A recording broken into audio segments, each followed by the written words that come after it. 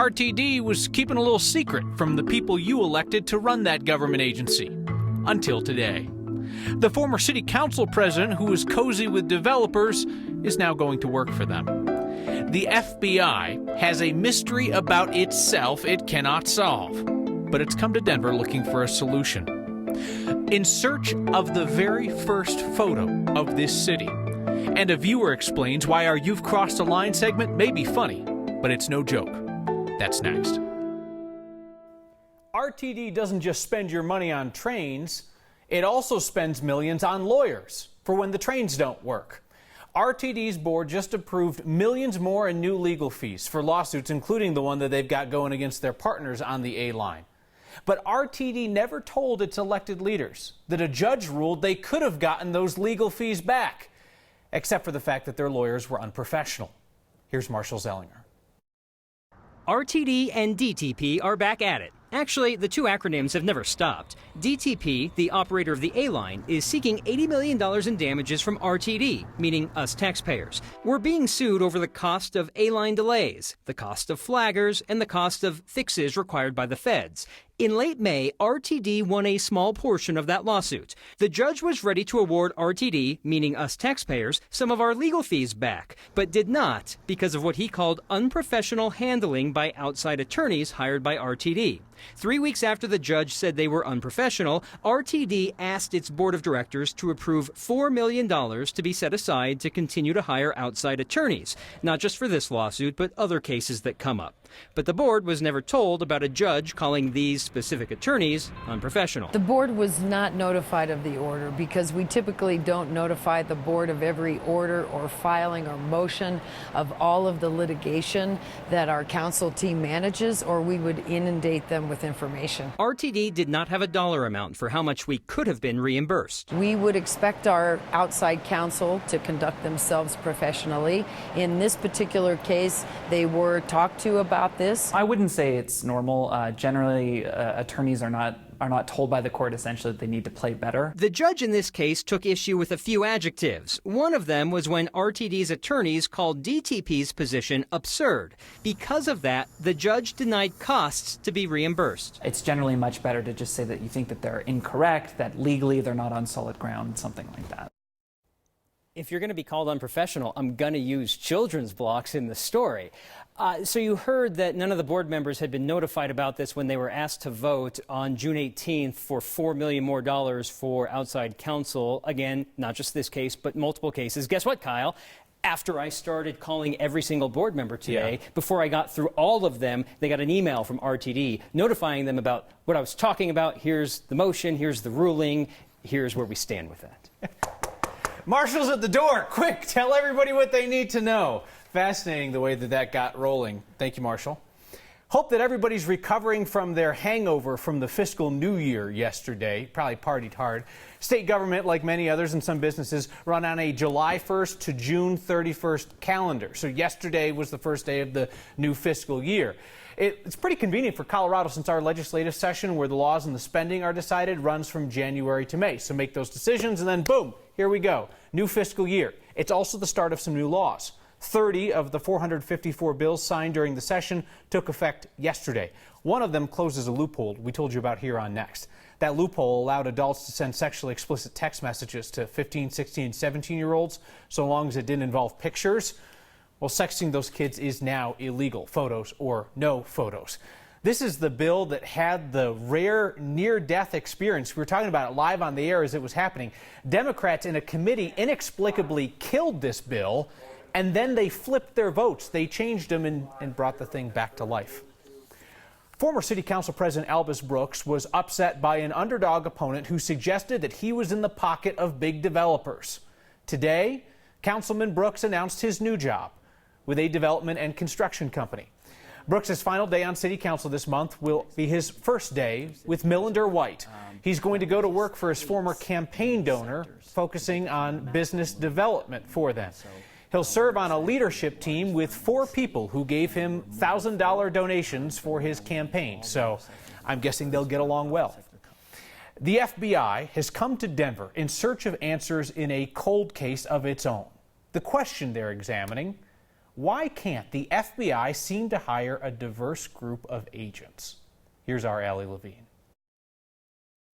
FBI Special Agent. It's been an amazing career. Now that's a job title. It is just a regular, normal job. Working for a regular, normal employer. My career in the FBI has just been absolutely amazing. But even the FBI faces recruiting challenges. We're definitely below where we'd want to be. Diversity at the top of the list. That's another area. We obviously want to hire more female agents. Today, when women make up half of the country's population, they account for only a fifth of special agents in the FBI. That's only grown 1% in 4 years. There's nothing that's preventing them from coming on and doing it. And while the population is nearly 40% minority, special agents in the FBI are only 18% minority. In 4 years, that number has only jumped 2%. The more diverse the population that you have in a room making a decision, the better those decisions turn out to be. So why are those numbers not seeing significant change? We're asking the same question. For some women, I think one of the bigger obstacles is feeling the pressure of balancing your work life with your home life. Zay Smith-Berte says she made it work with the help of family and the FBI. There's a way to balance that and still give 100% to your family and 100% to this mission. We could definitely use more female agents. I mean, they really bring skill sets to the table. They bring a different perspective, different mindset. Diversity in gender, race, ethnicity, culture, and background. The FBI is looking for it all. We need people from all walks of life with all different kinds of experiences.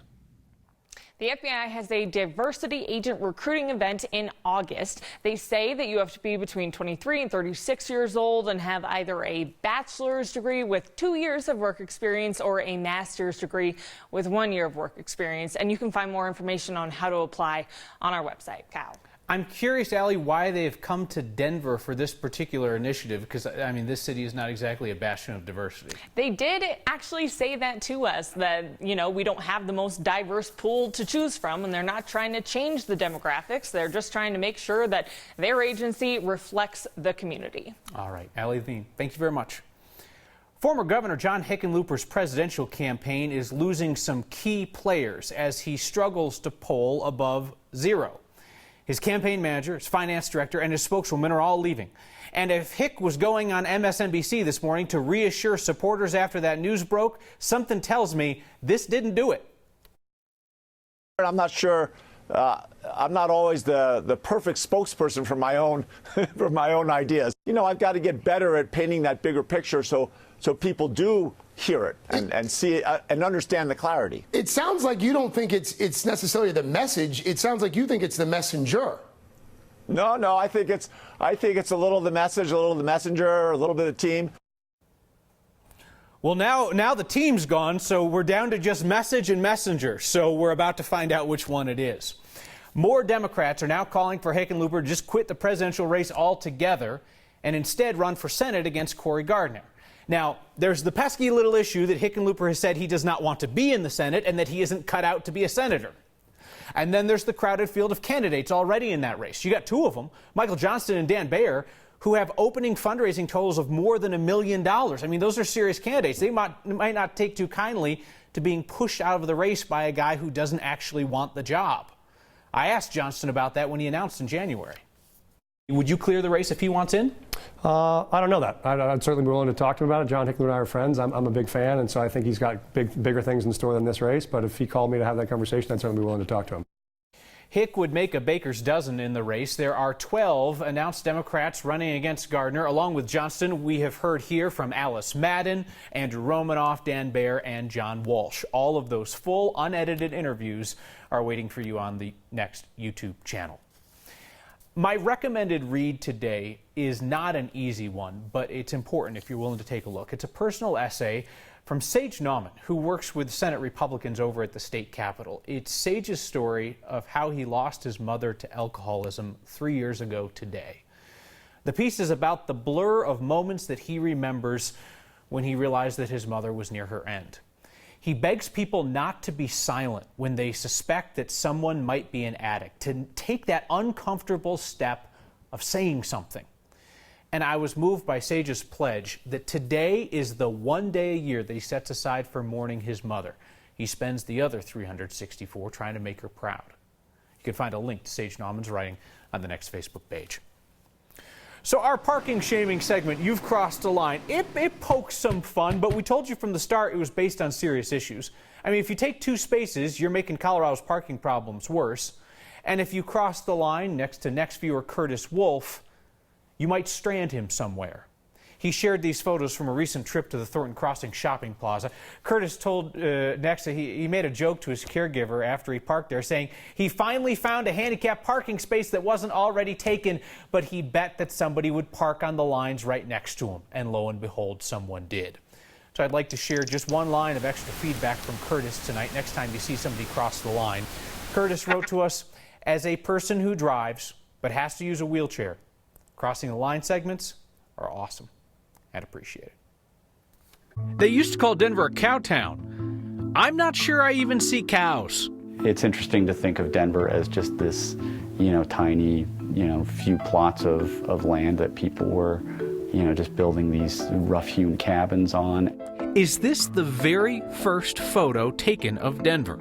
And a Jeep driver with lots of confidence learns that's not how you Colorado. Next.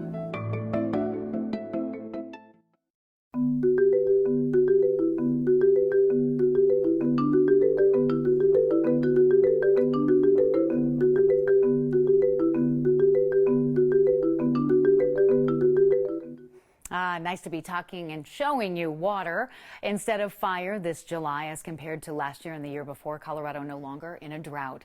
And another beautiful summer day with seasonal highs in the mid-80s. We started off with morning sunshine, afternoon thunder showers, gentle, nothing severe as of yet, but a brief heavy downpour, a little thunder and lightning still likely, especially for Weld County and those traveling I-25 up into Wyoming tonight. Little shortwave coming through around 9-10 o'clock may kind of amplify the unstable atmosphere up that way. Lots of moisture to work with, but tomorrow a wind shift means less moisture for afternoon storms. So a warming and drying trend kicks off tomorrow and will lead us right into the 4th of July holiday. So Mother Nature may not have so many fireworks of her own planned for this year for a change, but not tonight. Lightning and rain a part of our forecast with lows in the upper 50s. Warm and dry tomorrow, highs in the low 90s for the 3rd and the 4th. 20 to 30% chance of thunderstorms for Friday and for Saturday. And a look ahead once again to that holiday forecast. A hot, dry day, great day for outdoor activities. Late in the day, maybe a little thunder and lightning right along the Front Range foothills. But all in all, pretty good holiday coming up, Kyle. Thank you, Kathy. So Inglewood City, they keep dumping money into holes in the ground. For the 3rd time in 4 years, heavy rain and flooding opened up a sinkhole near Santa Fe and Oxford. City says it'll cost about $1,000 to patch it up this time. A permanent solution for that spot they estimate at $11 million. The issue citywide is storm and sewer infrastructure. Inglewood thinks it has a $45 to $75 million problem. Right now, their storm sewer utility fund has less than $1 million in it. You don't have to be a mathologist to know that Inglewood might be raising its water rates.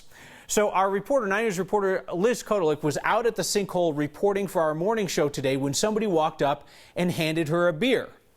Early, I guess, but to each their own. It was a can of Sergeant Sinkhole.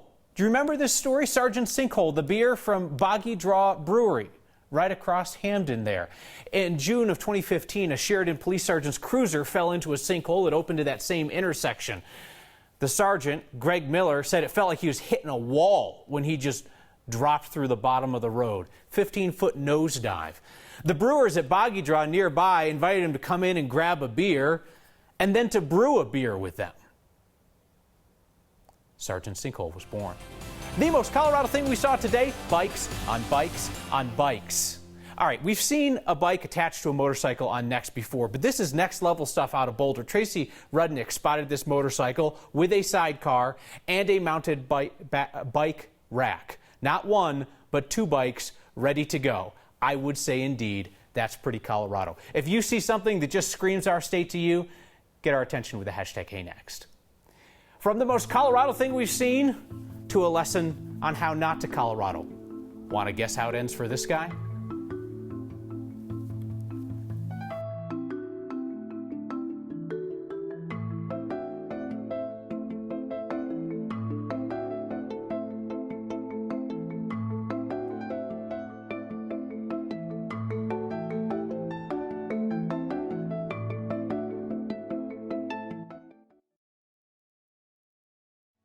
This next question was actually posed to the Denver Public Library. Someone wondering, is this the first photograph of Denver? Here's Special Collections librarian Brian Trembeth with the answer. One of the things that really stood out for me is that it had those very rough-hewn sort of, what we think of as frontier buildings. But for me, the big tell was the wagon that had a team of oxen with it. When people made the pioneer journeys, they usually had oxen rather than horses or mules. The original's pretty yellowed. So this would be roughly, 15th and Larimer, right around there. We found that the photographer's name, Rufus E. Cable, was on our catalog record, but wasn't on the photo itself. On the photo itself, it did have the initials REC, which did stand for Rufus E. Cable. So it's under photographers, Cable Rufus E. May have been the first to photograph Denver and other Colorado scenery. He had come out here with one of the early groups to establish a city in what would become Denver. And when we started looking into it, we found that there was really quite a bit on the photographer Rufus Cable, and a lot that could put him in Denver during that time and really establish it as maybe not necessarily the first picture of Denver, but certainly one of the earliest that are known to be around. There's no bike lane on that street, I'll notice. Remember yesterday's story with the bike lane? Anyway, that photograph is not the only piece of Rufus Cable's legacy that remains. Back in 1859, Rufus and a buddy were down scouting land near what is now Colorado Springs.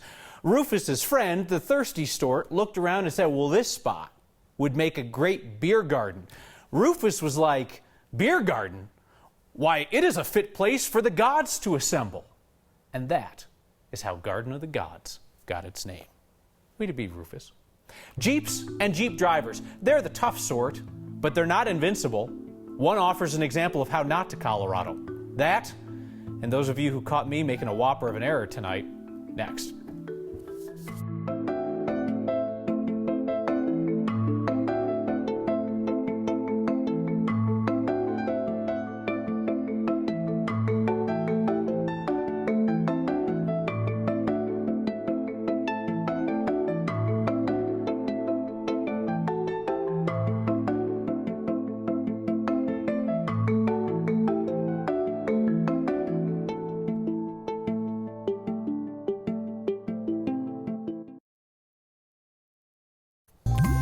This could be the most perfect example yet of how not to Colorado. A driver who thought he would cross the Dolores River with the four-wheel drive?